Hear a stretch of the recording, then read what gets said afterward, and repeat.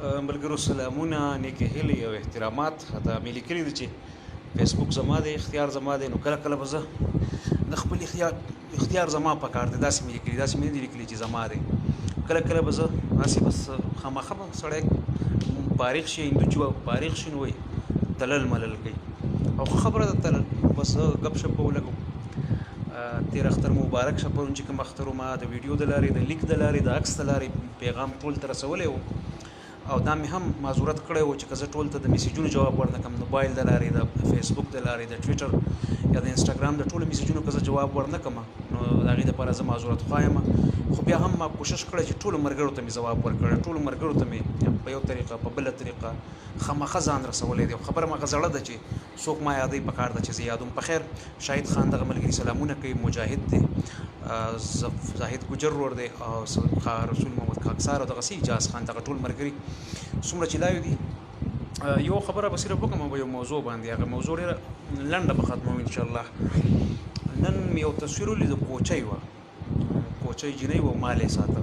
نو دغسې تصویران راشي، یا داسې تصویران کله کله راشي چې یو کور کې یو ماشوم ناسي او په هغې کې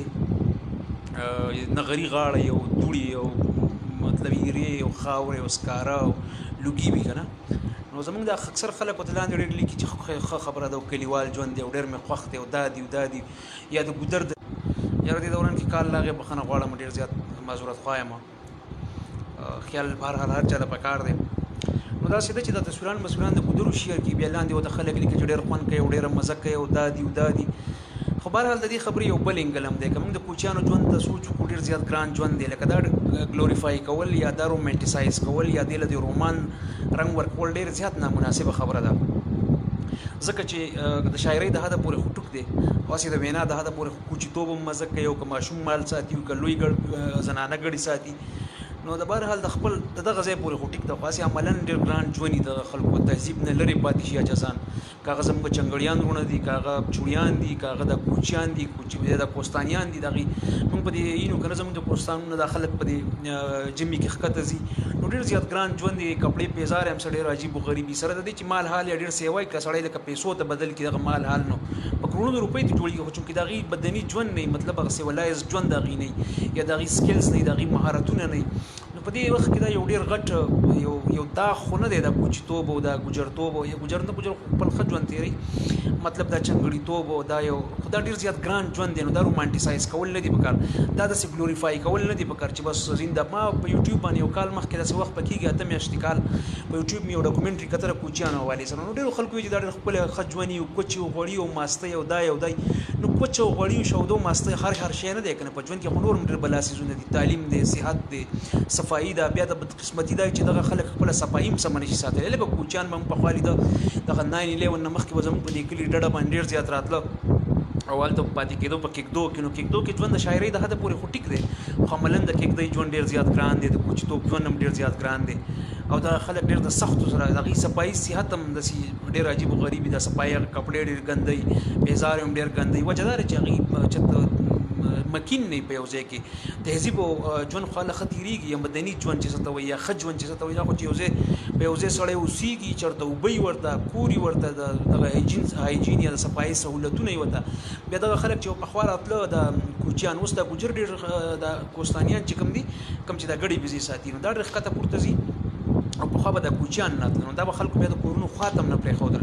یعنې بدرد به یې ورته وایي. اوس هم تاسې ګورئ چې دې ته خلک بدرد وایي، او مجبوري خلکو مجبوري ده، خیر یا یریږي، یا مختلف یا شور راځي د ګړو بزو، یا ګند راځي، نو هغه ټولې خبرې د خلکو په خپل ځای باندې. خو د دغه خلکو دا ژوند چې موږ رومانټیسایز کوو یا ډېر ګلوریفای کوو، نو دا ډېر زیات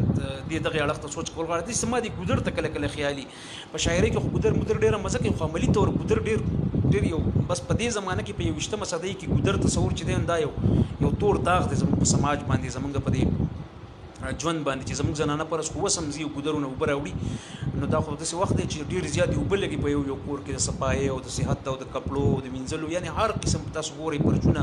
خلک دیوالونه او پرچونه هم راوینځي. نو اوس خو ډېر زیاتې اوبه لګي، فرض کړو که موږ ګودر په دې دور کې چې چېرته ګودرې دي او چېرته چې زنانه په سرونو اوبه راوړي، اوس هم داسې ډېرې علاقې شته موږ کلیوال باندې چې خلک یې موږ ته پته ده، نو ډېر زیات مشکل عملي ماشومان سمبالولي زنانو ته ورسره هغه کولي ده. اوبه بیا راوړي او ډېرې اوبه لګي د کور او روژه او ګرمي او یخني او دغه ټول څیزونه چې بیا تاسو کلکولیټ کوئ فکر ورته وکړئ نو دغه زنانو ژوند ډېر زیات ګران او دا ډېر زیات مشکل عمل دي د خلکو دپاره نو دې باندې بس سیاسي ما غوښته تصویر مې وکتو نو خلکو پې لاندې ډېر جي او زبردست او زما دغسې ژوند خوښ دی ما چې هغه ډاکومنټري کته نو ډېر خلکو پې دغسې کمنټس کړي وو د کوچیانو په ژوند چې دا ډېر ښایسته ژوند دی او صحیح کوچ دی او صحیح غوړي ورته میلاویږي نو دا کوچ او دا غوړي دا هر څیز نه دی دې نه نور مخوا ډېر ژوند دی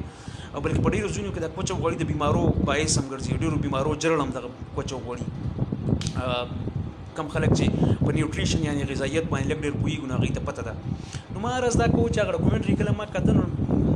دا کمنټس مې ډېر دا پازیټیو چې ډېر ښه خبره ده خو یو دوه درې کسان پکې بیا ما داسې په نظر راځي چې یو پکې وي چې زه مغربي کوم هېواد کې فرانس کې یا جرمني کې وو اوس رانه هېر دي خو بهر وو چې ته مغرب کې وو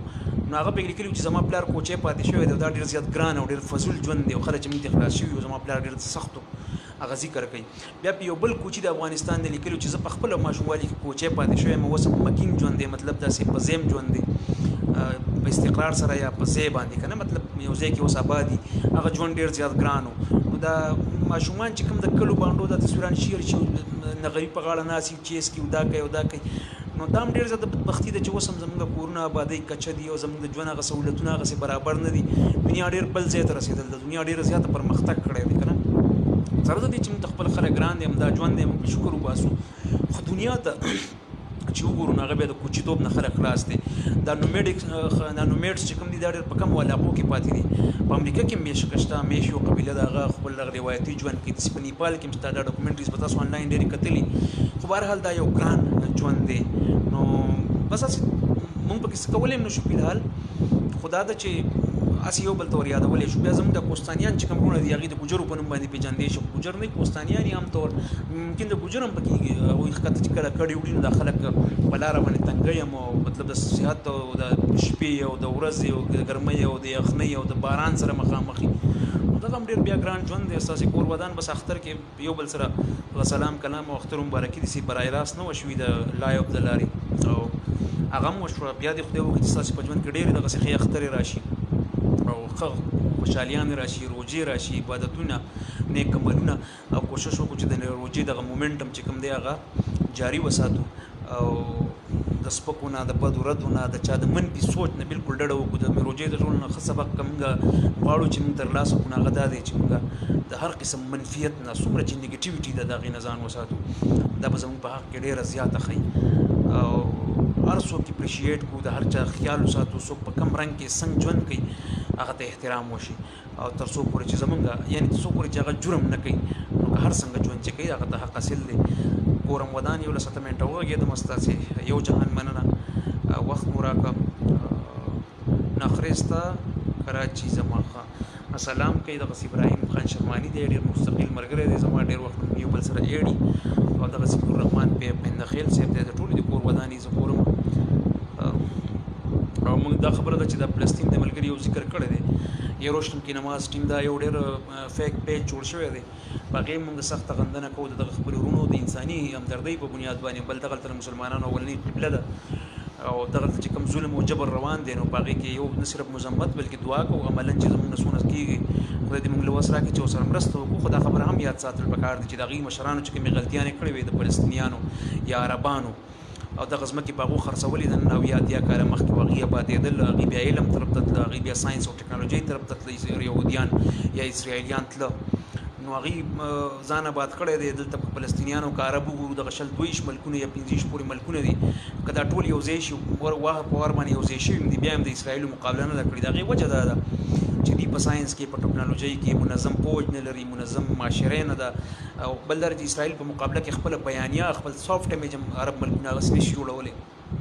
نو دې نه د زده کړې خبرې بهرحال ډېرې زیاتې دي پکې دعاګانې همدردیانې مذمت مونږ کوو د اسرائیل د دغې رویې خو دا خبره هم یاد ساتل دی چې د فلسطینیانو اسلافو مشرانو او یا کاله مخکې ډېر پخوا خبره نه ده او یا اتیا کاله مخکې دې زیاتی کړی دی خپلې ځمکې ورباندې خرڅې کړي دي په هغې باندې یاشۍ کړی دي په هغې باندې یو وخت پاس کړی دی دغسې که مونږ تاسو په کلو کې خلک وګورو یا ځمکې خاوندان هغوی ځمکې خرڅوي او یاشي کوي د هغې بیا انجام لکه ډېر زیات بچو ته ډېر زیات تکلیفي نو دې خبرو ته سوچ پکار دی چې زموږ دپاره زده کړه ده او هسې د مزاح دپاره به ووایم چې په په کار د سلويخت اسلامي ملکونو کوم فوج چې دی د هغې سربراہ جنرال راحیل شریف په اسرائیلو باندې حمله وکړي ځکه موږ خو 300 کاله غټې نارې دا اورېدلې دي چې یاره څلوېښت 50 ملکونو یو فوج جوړ کړی دی او د هغې چیف اف آرمي سټاف راحیل شریف دی نو په کار ده دا یو وخت دی دا یې موقع ده چې سیره څو پخېږي او بل دا چې د علم اسلام سره د ښېګړې دپاره دې نه بله غټه موقع نه راځي دغه 40 ملکونو کوم فوج چې دی هغه دې په اسرائیلو باندې بېګا سبا اثر نه کوي خو بس ور دي چې د مسلمانانو او د انسانانو د ظلم او دغه نه خلاص کړي دا میاسې په ازراه مذاق وي خو ازراه مذاق سره سمه دا جوړه خبره هم ده چې د تش په نوم باندې پوځیان عسکرونه او اتحادونه او د نیټو په طرز اتحاد دا د وسایلو د خصم منظم سیاسي طاقت نه بغیر نه کېږي د دې لپاره ضروري ده چې سیاسي مستحکم نظامی باچایي په دې زمانه کې سلطنتونه عربو باچایي او د سعودي عرب او د دوبۍ باچایانې دا دې ځان نشي جوړولی سرکار مالدار دي په خپل ځای خو داسې طاقت جوړېدل په دومره وسایلو کې دې طاقت د اسرائیلو مقابله کول یا د ایون د عراق غوندې ملک دې مقابله نشو کولی خو هلته هم ډیکټیټرشپ هغه هم پرېوته ایران غوندې ریاست سره چې هغه نیم ډیکټیټرشپ دی نیم جمهوریت دی دا به هله کېږي چې دلته مستقل جمهوریت راشي د خلکو په خوښه باندې حکومتونه ودرېږي ولسواکي راشي د ریاست په فیصلو کې د عوام او زما او ستا او د هر شهري کله سیر راشي یعنی دغه حصه پکې راشي دغه رایه پکې مقدم وګڼلی شي نو هله به دا د مغرب په طرز او د دنیا کې اوس څونه چې نظامونه تېر شوي دي دا په نږدو کې چې موږ کوم ګورو چېرته چې تاسو ترقي او آبادي ګورئ نو هغه جمهوریت په بنیاد باندې کېږي که تاسو مغرب کې څونه ملکونه ګورئ نو هغه جمهوریت دی که تاسو رشیا د سوشلیزم نو ابسرال جمهوریت ده یعنی د ریاست په امورو کې د خلکو د رایې احترام طرف ته رال دغسې یعنی چرته چې تاسو ګورئ هغه خلک ملکونه ترقي یافته دي او چې هغې کې جمهوریت دی ولسواکي ده او د خلکو د رایې احترام دی پکې د اظهار رایې ازادي ده پکې انساني حقونو پکې خیال ساتلی شي او بل طرف ته موږ د غرب ملکونه ګورو چې هغې سره وسایل خو ډېر زیات سوي دي قوانین هم ډېر سخت دي زموږ خلک یې ډېر تعریفونه هم کوي په بعضو موقعو کې بعضې شیانو کې کېدای شي ښه وي خو د انساني حقونو پکې ډېرې بدترین خلاف ورزیانې کېږي یا بطور ریاست هغه ناکام ریاستونه دي یا په بل باندې د هغې انحصار دی که موږ د سعودي او د دوبۍ او دغه واړه لوی لوی ملکونه عرب چې وګورو نو د هغې د دفاعي پالیسۍ د وسلې اخیستل او خرڅول ایون د اړې ورکوي هغې ته چې د دې حفاظت وکړي د خپل حفاظت لپاره هم په مغرب باندې او په ترقي یافته ملکونو باندې د هغې انحصار دی نو دا ټولې خبرې موږ ته رازده کوي چې تر څو پورې موږ خپله معاشره د علم په بنیاد نه یو ودرولي د ساینس او ټکنالوژۍ په بنیاد باندې د ښه لټریچر یعنی جمهوریت ورسره سافټ پاور ورسره لکه نالج بیسډ اکانومي موږ نه جوړه کړې نو تیلو په اکانومي پیټرو ډالر اکانومي چې کوم د پیټرو ډالر اکانومي دې ته وایي نو په دې بنیاد باندې څوک په دنیا کې فتح نشي حاصلولی یعنې ټول عرب چې یو ځای شي نو د اسرائیل نه خپل ځان ډېر په مشکله به خلاص کړي او نشي خلاصولی خدای دې وکړي چې وس ولري خو دا د دې خبرې لوی سبق او لوی درس دی چې دا دور د جمهوریت دی دا دور د نالج بیسډ اکانومي دی دا د داسې معیشت دور دی چېرته چې څه کولی شي نو خپل معیشت به د علم او د ټکنالوژۍ په بنیاد ودرې یو مغرب چې فیسبوک باندې څومره پیسې پیدا کېده د فیسبوک د لارې چې مغرب ته زموږ نه هغې ته ګټه ځي نو د هغې تصور هم تاسو نشئ کولی ډېر زر به هغه دغه نه د تیلو میلو د ټول دولت نه به دا سیوا استعمالیږي د تیلو متبادل ټکنالوژي راځي او دلته هغې یو ایپ چې کوم دی نو هغه د بلیونز ډالر یو اکانومي هغه رن کوي او معیشت دی هغه چلوي که فیسبوک دی که ټویټر دی که یوټیوب دی او موږ راځو بیا موږ صرف مخالفتونه کوو هغه فایده یې هم نشو حاصلولی ځکه چې بس سمن پې غوندې تبلیغات پې زیات کوو ډېر په بخښنې سره پروپیګنډې پې ډېرې زیاتې کوو او هغوی د دې نه بس زده کړه کوي د دې نه هغوی ته ریونیو راځي د دې نه هغوی ته پیسې راځي د دې باندې هغوی خپل په دنیا کې خپل امیج جوړوي او ظاهره خبره ده چې اوس که امریکا وغواړي یا دغه مغربي طاقتونه وغواړي د فیسبوک د لارې زموږ په ژوند کې لویه تبدیلي بس راوستی شي سبا یې فیسبوک بند کړو نو زما او ستا به ډېر سوشل ریلیشنز چې دي هغه به ختم شي زما او ستا ډېر مصروفیات به د منځه لاړ شي یعنې زما او ستا ټیک ده د دې نه په خام ښه ژوند تېرېده خو چونکې اوس موږ د دې موبایل سره اوس موږ د دې فیسبوک سره اوس موږ د دې ایپ سره د هر یو ایپ سره موږ اشنا یو د هغې کې زموږ ژوند په دې اوس ودرېدلی دی نو تکلیف به راته وي که خدای مو که هغوی بند کړي که نه نو چونکې د دنیا د نظام د هغې په لاس کې دی زما او ستا ذهن هم د هغې په لاس کې دی که ما ورته ووایو چې موږ سره زیاتی کوي نو بس موږ دې نه استعمالو د هغې فیسبوک د هغې ټویټر د هغې یوټیوب د هغې ګوګل دې موږ نه استعمالو او چې تر څو یې استعمالو نو هغه ډیټا د هغې سره وي او د هغې په بنیاد باندې هغې پروپیګنډه هم کولی شي څیزونه هم را باندې را خرڅولی شي د خپل قومونو باره کې د خپل ملکونو باره کې بهتر نه بهتر تصور هم جوړولی شي او معاشي فایدې د هغې په رڼا کې اخیستی شي نو دا اوس لکه زموږ دپاره انایوایډیبل دي موږ ته دې نه څه دا ناګزیر دي موږ ته ځان نشو خلاصولی لکه موږ هڅه وکړو چې نو څه کوو لکه د فیسبوک نه علاوه زه زما او تاسو کومه لار ده د ټویټر نه یا دغه سیونه علاوه موږ سره خپل کومه لار ده چې یو بل سره رابطه وکړو ایون د موبایل د سیګنل دا عام ساده سمپل یو بل سره کمیونیکیشن دا کال او دا اس ام اس دا موږ د مغربي ټکنالوژي محتاج چې تر څو پورې موږ دغه محتاج نو ظاهر خبره ده چې کنټرول یعنی په ډریمینګ سیټ اغې نه استي د دنیا د کوم نظام چې جدید معاشرت چې کوم دی د دې په ډریمینګ سیټ اغې نه استي نو که غلطه پیدا تی چته یو قسمه پیدا تی چته زمونږ ګلې په زی په کار د غلطه پیدا تی نه چته واقعي موږ سره ظلم زیاتې بم کیږي یو د پروپاګاندا یو جنگ روان دي نظریاتو د تبلیغاتو یو جنگ روان دي زموږ په ذهنونو باندې هغه اثر انداز کیږي خو موږ سره سلار ده لکه د کاونټر کول یا د مقابله موږ سره سلار ده موږ سره ایستار بل حل نشته او په نږدې راتلونکي کې منخکاری نو دغه خبره د اسرایل په دې بنیاد خبره شروع شو دغه ځنه خبره هغه بات سے بات نکلی تو کہا تک کی پتہ نه ما دغه ځنه خبره کوله چې اسرایل د مقابله لپاره پکار ده چې در جذباتیت نه کیږي د افراد باندې کیږي ډیر عرب دي په کروڑونو په تعداد کې عرب دي او د لکونو په تعداد کې اسرایلیان دي خو هغه یو اسرایل دغه ټول عرب ملکونه تنګي او په دغه خطه کې کسو ودرې دي چې ترکی ودرې دي چې تاسو ته پته لري چې په ترکی نسبتا ځکه خدای چلته جمهوریت دی اگر چې کندم جمهوریت دی خو په دنیا کې ویلیو شته په اسلامي دنیا کې بیا لګ ویلیو شته نسبتا خلک خبره انرکی خبره کولې مشي د خلکو د جذبات والته ترجمانی کیږي ځکه چې چلته د خلکو نه جوړ حکومت دی کم ځای کې چې حکومت د خلکو نه جوړي په سناسه شکل کې بهشکه هغه د کمزور جمهوریت خو هغه د خلکو سیته د خلکو رائے د احترام ورکوي خو چې کله دغه سي بچایان او سلطنتونه لکه په خواني طرز حکومت بس تاسو خپويږي چې هغه نو الته د عوامو بهشکه هغه ډېر خو حکومتي خو چې د عوامو د جذباتو ریفلیکشن نه کیږي دغه ترجمانی نه کیږي دغه په ریاست په امورو کې دغه سوینا سره حق او سب مطلب کنسیډر کیږي نو د سره هغه پکې رائے غستل کیږي نو بسال طبيعه د یو کسو یو د خاندان بچایي او هغه دغه ماهیت دغه چې هغه د امریکای او د برتانیې کاسالیسی همیشتن او مجبوری ځکه د خپل اقتدار دوام د لپاره د خلکو محتاجي وسله د غینه علي سیاسي طاقت د غینه اخلي مطلب مسائل د غینه اخلي پیسې الته محفوظ کوي خپل بانکونو کې الته بانکونو پړسي نو ظاهر خبره ده چې بیا د غي د مرزي مطابق باغی کټولې نه نو سپې سلې به د غي د مرزي مطابق کوي بهرحال په فلسطین کې ډیر زیات ظلم د انسانانو سره روان دي یا د مسلمانانو سره روان دي یا د فلسطینیانو سره په تور قام چې فلسطینیان کم دي د غي سره سخت زیاتې روان دي سره د دې چې دی غلطیان شته خو دا مطلب نه لري چې دې سره بګیندا ظلم د تسلسل بګنی او د عمل بګنی جاری نه د جاری نه دنیا د ټول دنیا بغیر بلا امتیاز رنگ او مذهب د ذمہواری ده چې دې ظلم خلاف आवाज چت کی او د دې ظلم د ودرولو د فارغ خپل انساني کردارونه ادا کی ځکه چې د یوي د دوه هیوادونو یا د یوي وړي غونډې خېټې جنگ چې کم دین هغه ټولي منطقې ته